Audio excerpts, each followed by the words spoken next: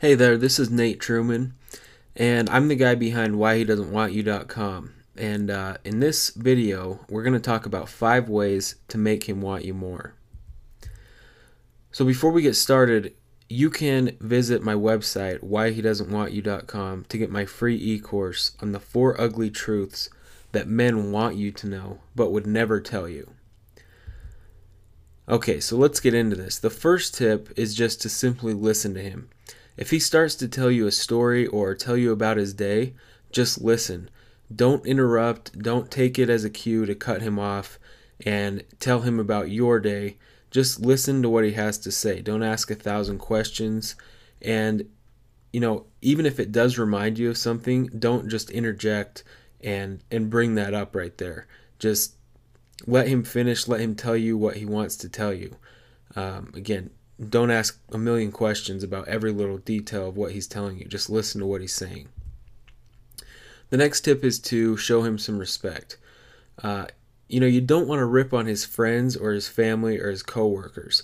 Now, what happens a lot is he might do that quite a bit, but he's just venting. And I'm telling you, no matter how bad of stuff he says about, his friends or his family, if he's just venting, he's not asking for help for you to help him rip on them.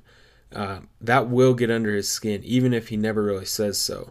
So I'm telling you to avoid that, because that is something that will bother him, again, even if he never lets you know.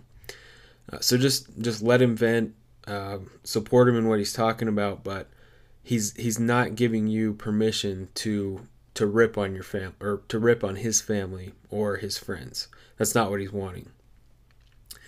The next thing is, you need to be able to get along with other people and let them be themselves. Going along with this previous point, whether you like his friends or not, you need to keep your opinions to yourself about how bad someone dresses, how annoying they are.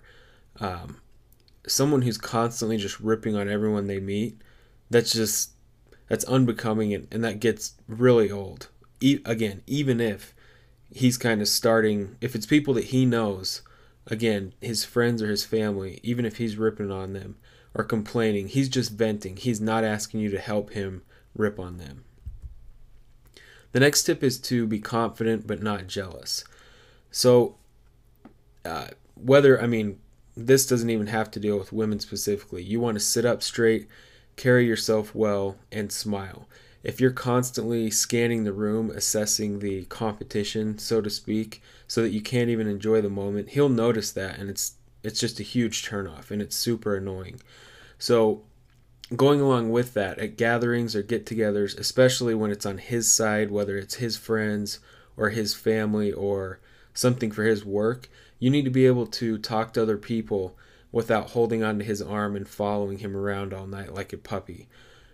One thing that's really annoying is, after something like that, if you get mad at him for, this is something my friends complain about all the time, their wife or their girlfriend, after a gathering, they don't know that anything's wrong the entire night.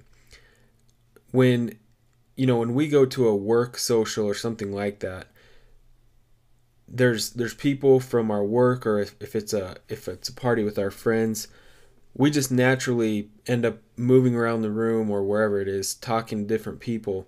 We're not consciously leaving you by yourself. So don't flip out on the way home and be all pissed about how you got left by yourself, because we weren't trying to do something mean to you. So you need to just grow up, be able to talk to other people, hold a conversation with people that aren't necessarily your friends, or that flat out aren't your friends, just strangers, and kind of be able to hold your own at gatherings like that. When all you do is complain afterwards, we're not going to want to go out in public with you again if we know we're going to get in trouble for just being social at a certain event. So learn to deal with those types of situations.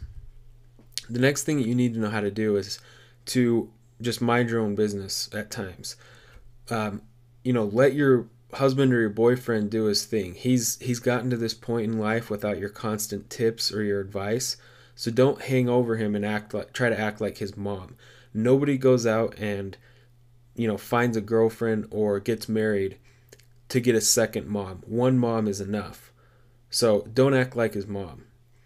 The other thing is just, you don't need to ask about every single text or phone call that he gets. Just remember the confidence thing. So just to end this, if you haven't read, I have several books, but my best-selling book is Read Him Like a Book, that just has a bunch of tips about how to read men's body language, specifically in the context of how to get what you want out of dating and relationships. So it'll really help you understand how to deal with men more effectively. So you can go to Amazon and just search Read Him Like a Book, and it will come up. So thank you for watching this video.